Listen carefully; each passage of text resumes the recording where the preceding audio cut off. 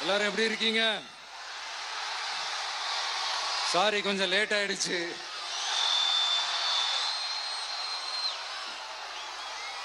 திருச்சியில காலையில பேசினப்போ அங்க ஒரு மைக் ப்ராப்ளம் இருந்தது. அதனால அங்க பேசினதுல ஒரு சில விஷயங்களை இங்க நான் திரும்ப ரிப்பீட் பண்றேன்.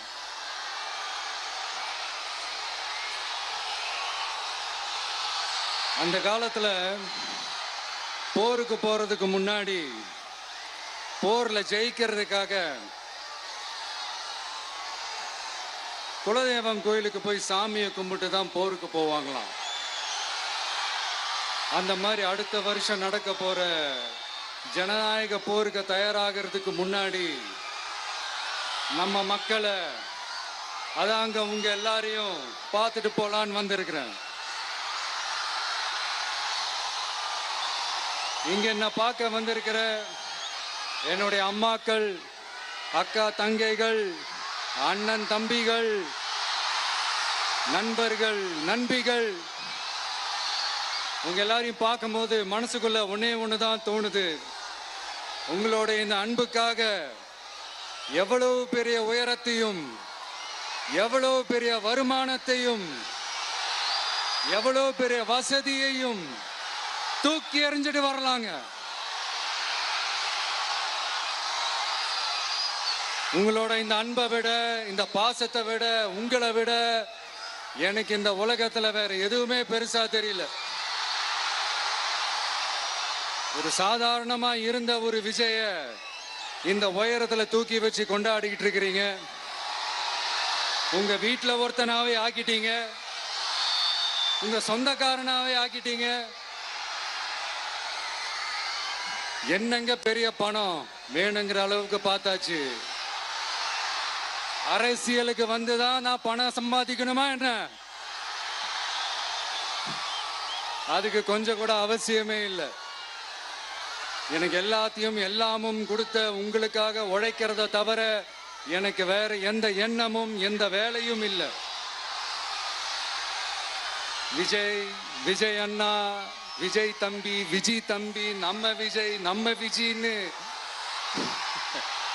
என்னடா இந்த விஜய் தனியாளா இருப்பான்னு பார்த்தா எப்ப பாரு மக்கள் கடலோட மக்கள் கடலாவே இருக்கிறானேன்ட்டு இந்த எதிரிகளுக்கெல்லாம் தெரிஞ்சவன நம்மளை பத்தி கண்ணாபின்னான்னு பேச ஆரம்பிச்சிருக்கிறாங்க. அதாவது நான் மரியாதையா பேசினா கூட அதை தவறா எடுத்துக்கிறாங்கன்னா பாத்துக்கங்களேன். அதனால யார் என்ன சொன்னாலும் அறிஞர் அண்ணா அவர்கள் சொன்ன அந்த பஞ்சு தான், வாழ்க வசவாளர்கள் அப்படின்னு சொல்லிட்டு போயிட்டே இருக்க வேண்டியதுதான். நான் மதுரை மாநாட்டில் உங்க எல்லாரையும் நேர்ல சந்திக்க வரேன்னு சொல்லியிருந்தேன். அப்படி இன்னைக்கு உங்களுக்காக நம்மள மேலையும் கீழையும் ரொம்ப மோசமா ஆண்டுகிட்டு இருக்கிற பாசிச பாஜக அரசையும் பாய்சன் திமுக அரசையும் கேள்வி கேட்கறதுக்காக வந்திருக்கிறேன். இந்த பாஜக அரசு நம்மளை கொஞ்ச நெஞ்ச கொடுமையாங்க செய்து பீகார்ல 65 லட்சம் வாக்காளர்கள் ஓட்டர் லிஸ்ட்லயே காணோமா. இது என்ன பெரிய விஷயம்? இதை தாண்டி இன்னொரு விஷயம் இருக்கு. இந்த எதிர்கட்சிகள்லாம் ரொம்ப சிம்பிளா சொல்ற மாதிரி சொல்லணும்னா ஓட்டு திருட்டு. வீட்டு நம்பர் 0ன்னு போட்டெல்லாம் ஓட்டர் ஐடி கார்டு கொடுத்துருக்காங்கன்னா பாத்துக்காங்களேன். எவ்வளவு பெரிய ஒரு மோசமான வேலைகள்லாம் அவங்க செய்யறாங்கன்னு பாத்துக்கங்க. அடுத்து ஒன் நேஷன் ஒன் எலெக்ஷன், ஒரே நாடு ஒரே தேர்தல். 2029ல இவங்களோட ஆட்சி காலம் முடிய போகுதுன்றது எல்லாருக்குமே தெரிஞ்ச ஒரு விஷயம்தான். அதனால இந்த மாநில அரசுகள் எல்லாத்தையும் கலைச்சிட்டு எல்லாருக்கும் ஒட்டு மொத்தமா ஒரே நேரத்தில் தேர்தல் வைக்கிற ஒரு ஐடியா. அப்பதானே ஒரே நேரத்தில் இந்த தில்லு முள்ளு வேலைகள்லாம் ஈஸியா செய்ய முடியும். இதுக்கு பேர் என்னங்க? ஜனநாயக படுகொலை தானே. அடுத்து டீலிமிட்டேஷன், பார்லிமெண்ட் தொகுதிகள் மறுசீராய்வு. நம்ம சவுத் இந்தியாவை விட நார்த் இந்தியாவுக்கு அதிகமான பார்லிமெண்ட் தொகுதிகள் கிடைக்கிற மாதிரி ஒரு மோசடி வேலையை ஒன்று செஞ்சுக்கிட்டு இருக்கிறாங்க. இதைத்தான் டிவிக்கே முதலையே எதிர்த்தோம், இப்பவும் எதிர்க்கிறோம், இனிமேலும் எதிர்ப்போம். அதனால் இந்த SIR, one nation one election, delimitation, இதெல்லாம் எதிர்கட்சிகளை அழிக்கிறதுக்காக ரொம்ப ரொம்ப முக்கியமா நம்ம சவுத் இந்தியாவோட அந்த பவரை குறைக்கிறதுக்காக செய்யப்படுற ஒரு மோசடி வேலைகள். இது ஒட்டுமொத்த இந்தியாவுக்கும் பாஜக அரசு செய்யற ஒரு துரோகம். சரி, பாஜக அரசு தான் நமக்கு துரோகம் செய்யறாங்கன்னு பார்த்தா இங்க திமுக அரசு நம்மளை நம்ப வச்சு ஏமாத்திக்கிட்டு இருக்கிறாங்க.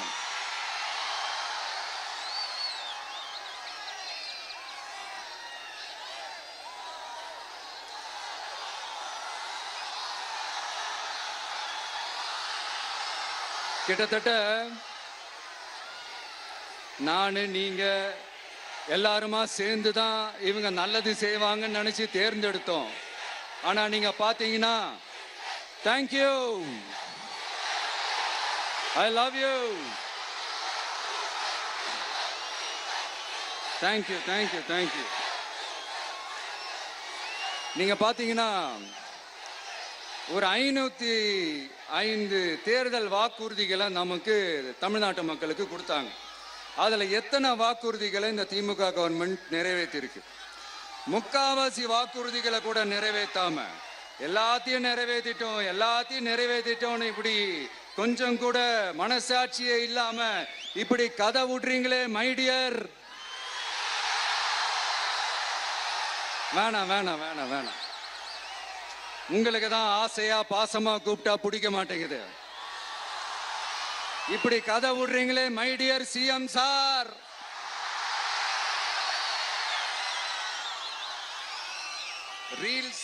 ரீல்ஸ் வேற, ரியாலிட்டி வேற நீங்களே சொல்லிட்டு இப்ப நீங்க விடுறது அம்பட்டும் ரீல்ஸ் தான். அதுல எல்லாம் பாதியில அருந்தும் போயிடுச்சு. அப்படி அருந்து போன ரீல்ஸ் எல்லாம் கொஞ்சம் என்னன்னு பாப்போமா? கேஸ் சிலிண்டருக்கு மானியமா 100 ரூபாய் தரேன்னு சொன்னீங்களே, தந்தீங்களா?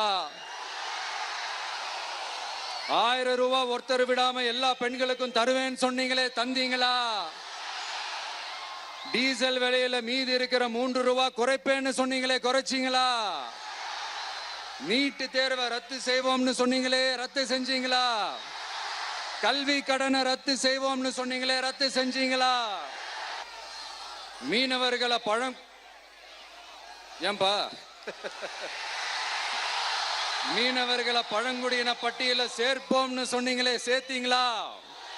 மீனவர்களுக்கு 2 லட்சம் வீடுகள் கட்டித்தரப்படும் சொன்னீங்களே, கட்டி தந்தீங்களா? அனைத்து மீனவ கிராமங்களிலும் மீன் உலர்த்தும் தளம் அமைக்கப்படும் சொன்னீங்களே, அமைச்சு கொடுத்தீங்களா? நெசவாளர்களுக்கு கூட்டுறவு சங்கத்துல கொடுக்கிற கடனுக்கு வட்டி 12% இருந்து 8% குறைக்கப்படும் சொன்னீங்களே, குறைச்சிங்களா? ஆட்டோ ஓட்டுறவங்களுக்கு சொந்த ஆட்டோ வாங்க 10,000 மானியம் வழங்குவோம்னு சொன்னீங்களே, வழங்குனீங்களா? அரசு ஊழியர்கள் ஆசிரியர்களுக்கு ஓல்டு பென்ஷன் ஸ்கீம் கொண்டு வருவேன்னு சொன்னீங்களே, கொண்டு வந்தீங்களா? பகுதி நேர ஆசிரியர்களுக்கு பணி நிரந்தரம்னு சொன்னீங்களே, செஞ்சீங்களா? சத்துணவு மற்றும் அங்கன்வாடி பணியாளர்களுக்கு அரசு பணி உறுதின்னு சொன்னீங்களே, செஞ்சீங்களா? முதியோர் உதவித்தொகை 1500 ரூபாய் தருவேன்னு சொன்னீங்களே, தந்தீங்களா? தமிழகத்தில் இருக்கும் வேலை வாய்ப்புகள்ல 75% தமிழர்களுக்கு என்று சொன்னீங்களே, தந்தீங்களா? 3 லட்சத்தும் மேல் இருக்கிற காலி பணியிடங்கள் நிரப்பப்படும் சொன்னீங்களே, நிரப்புனீங்களா? தூய்மை பணியாளர்கள் பணி ஊதியம், ஓய்வூதியம் போன்ற கோரிக்கைகள் நிறைவேற்றப்படும் சொன்னீங்களே, நிறைவேற்றினீங்களா? மக்கள் நல பணியாளர்களாக 25,000 பெண்கள் நியமிக்கப்படுவார்கள் சொன்னீங்களே, நியமிச்சீங்களா? ரேஷன் கடையில மீண்டும் உளுந்து வழங்கப்படும் சொன்னீங்களே, கொடுத்தீங்களா? அனைத்து அரசு வேலை வாய்ப்புகளிலும் பெண்களுக்கு 40% முன்னுரிமை வழங்கப்படும் சொன்னீங்களே, கொடுத்தீங்களா? 35 வயதுக்கும் மேற்பட்ட திருமணமாக ஆதரவற்ற பெண்களுக்கு கல்வி தகுதிக்கு ஏற்ப அரசு வேலை வழங்கப்படும் சொன்னீங்களே, வழங்கினீங்களா?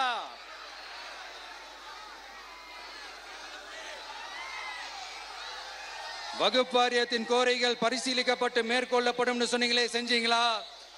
அரசு வீட்டு வசதி மற்றும் குடிசை மாற்று வாரிய வீடுகளில் மாற்றுத்திறனாளிக்கு ஒதுக்கீடு செய்யப்படும் சொன்னீங்களே, செஞ்சீங்களா? இலங்கை தமிழர்களை காப்பாற்ற ஒரே தீர்வு பொது வாக்கெடுப்பு தான், அதை நடத்த வலியுறுத்துவோம்னு சொன்னீங்களே, செஞ்சீங்களா? இப்படியே நம்ம கேள்வி கேட்டுக்கிட்டே இருக்க வேண்டியதுதான். இவங்க கிட்ட இருந்து எந்த பதிலும் வரப்போறது இல்ல. ஏன்னா இருந்தாதானே. அதனால நான் உங்களை கேட்கிறேன், செய்வோம் செய்வோம் செய்வோம் செய்வோம்னு சொன்னாங்களே, செஞ்சாங்களா? சத்தமா சத்தமா? மை டியர், வேணாம் வேணாம் வேணாம். அப்படி கூப்பிட்டா, ஆசையா பாசமா கூப்பிட்டா அவங்களுக்கு பிடிக்க மாட்டேங்குது. அதனால கேக்குதா மை டியர் சிஎம் சார்? அவங்க பண்றது துரோகம்னா நீங்க பண்றது நம்பிக்கை மோசடி. இது ரெண்டுமே ஒண்ணுதான், ரெண்டுமே ஏமாத்து வேலைதான், இது ரெண்டுமே ஜனநாயக குற்றம் தான். இப்படி ஏமாத்துறதுல இவங்க ரெண்டு பேருமே ஒரே வகைரா தான்.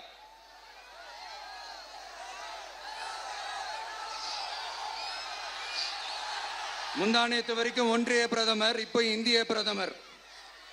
இப்படி மாத்தி மாத்தி பிளேட்டை மாத்தி மாத்தி பேசுறதுல நம்ம சிஎம் சார் ரொம்ப பிரில்லியன்ட்.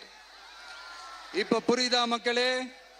மறைமுக உறவுக்காரர்கள்னு நாம ஏன் சொல்றோம்னு?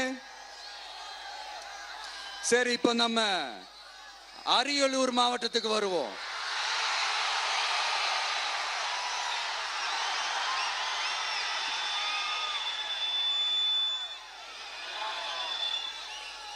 தமிழகத்தோட வறட்சியான மாவட்டங்களை முதல் வரிசையில காலங்காலமா இருக்கிற மாவட்டம் தான் நம்ம அரியலூர் மாவட்டம். சிமெண்ட் உற்பத்தியும் முந்திரி உற்பத்தியும் நடக்குது, பட்டாசு தொழிலும் கொஞ்சம் நடக்குது. ஆனா இங்க இருக்கிற இந்த தொழிலையாவது மேம்படுத்தலாம்னு இந்த கவர்மெண்ட் ஏதாவது யோசிக்குதான்னு கேட்டா ஜீரோ தான். சிமெண்ட் ஆலைகளால ஏற்படுற மாசுபாட்டுல இருந்து மக்களை பாதுகாக்க என்ன நடவடிக்கை எடுக்கப்பட்டிருக்குன்னு தெரியல.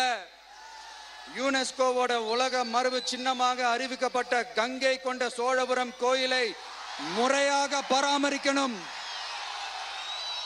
ஜெயங்கொண்டத்தில் ராஜேந்திர சோழனுக்கு மணிமண்டபம் அமைக்கலையே ஏன்?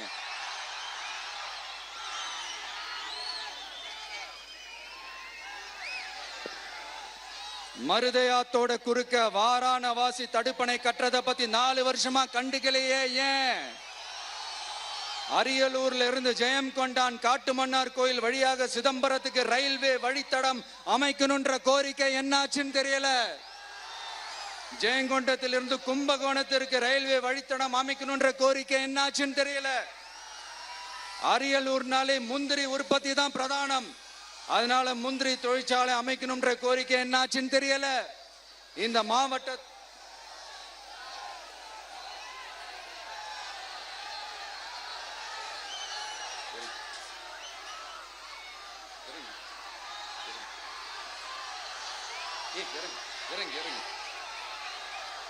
தம்பி இறங்கு, தம்பி இறங்கு, ப்ளீஸ் ப்ளீஸ் ப்ளீஸ் இறங்குப்பா ப்ளீஸ். அண்ணா அது சாஞ்சி போயிடுச்சுண்ணா, இறங்க சொல்லிருங்கண்ணா. விஜயண்ணா சாஞ்சி போச்சுண்ணா, அது இறங்க சொல்லிருங்கண்ணா.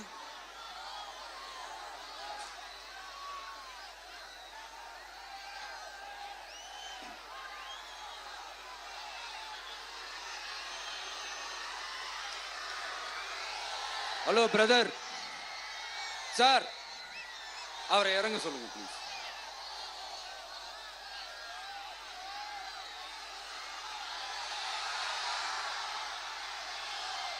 இந்த மாவட்டத்தை சேர்ந்தவர் போக்குவரத்து அமைச்சராக இருந்தும் போதுமான பேருந்து வசதி இல்லையே ஏன்?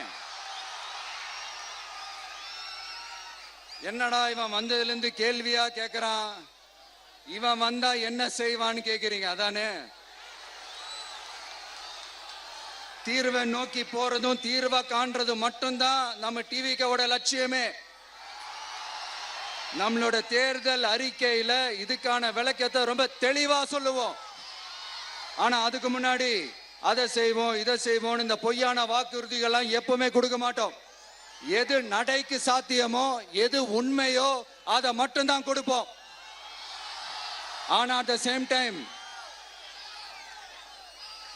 மருத்துவம், குடிநீர், ரேஷன், கல்வி, அடிப்படை சாலை வசதி, மின்சாரம், இந்த மாதிரி அடிப்படை விஷயங்கள்ல நோ காம்ப்ரமைஸ். பெண்கள் பாதுகாப்புல சட்டம் ஒழுங்கு பாதுகாக்கிறதுல நோ காம்ப்ரமைஸ். சிம்பிளா நம்மளுடைய விஷன் என்னன்னு சொல்லணும்னா, ஏழ்மை வறுமை இல்லாத தமிழகம், குடும்ப ஆதிக்கம் இல்லாத தமிழகம், ஊழல் இல்லாத தமிழகம், உண்மையான மக்களாட்சி, மனசாட்சி உள்ள மக்களாட்சி. கான்பிடண்டா இருங்க, நல்லதே நடக்கும், வெற்றி நிச்சயம். மீண்டும் சந்திக்கும் வரை நன்றி, வணக்கம்.